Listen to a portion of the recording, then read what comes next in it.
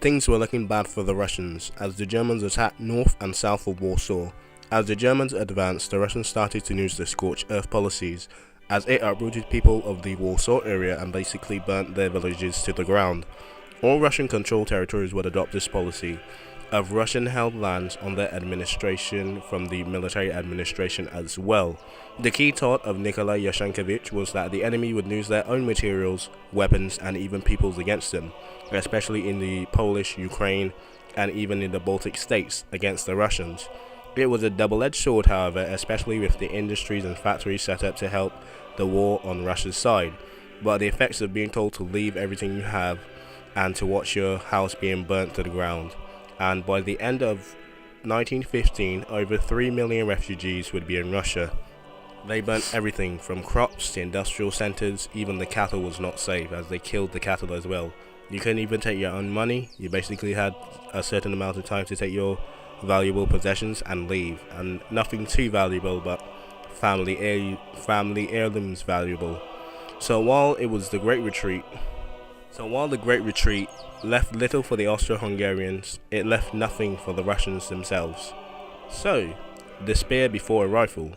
The Mosin was quite a long rifle, almost like it was made to be a spear. It was a very long rifle and longer, with a 6-inch bayonet, almost making it the height of a fully grown man. The bayonet would always be attached to the Mosin. There was no bayonet lug at all. It was to be a permanent fixture on the rifle. It was to be a sword before a rifle. The Russian generals of World War I and World War II knew this philosophy from a great Russian general of the 17th century, so there's your problem there. The generals of the day also had to command literally illiterate peasants, so the simple bolt action and the spear before the rifle was perfect, and almost an endless supply of men didn't help the situation. It didn't make it any better, because the generals thought they could just expend the men as well. So the en masse charges played a huge part in World War I as their doctrine, not really as the World War II Soviets, but it was a last-ditch effort like the bayonet charge, but it was still news. It would be harsh on their enemies.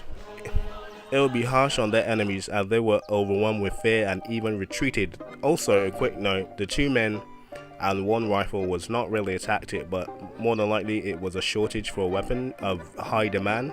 And with so little supply, the Russian army, especially in the Imperial one and somewhat of the Soviet era, had to use the system of dispatching 2 men with 1 rifle. If you are lucky, you can have ammunition, but if the rifleman dies, you continue with his rifle. So that's basically the tactics and strategies of the Russian. That's basically the Russian tactics and strategies. I know the Soviets and the Imperials overlapped, but they were still going off a doctrine from the 19th century, so that's pretty much it. There's nothing else, I believe. Imperial Navy, nothing like that. Plus, there's a video for that anyway coming with LAST, so you can expect that one to be there. But this is the basic ground troop tactics and strategies. If I'm missing anything, you can comment down below and educate other people. But yeah, that's basically the strategies and tactics of World War I for the Russians, of course. I hope you kind of learned something, because like I said, it's kind of a Soviet era thing as well, so you would probably know about this. But the scorched earth, the scorched earth was in World War II as well, so it's basically the Soviets before the Soviets. So hope you learned something, I guess.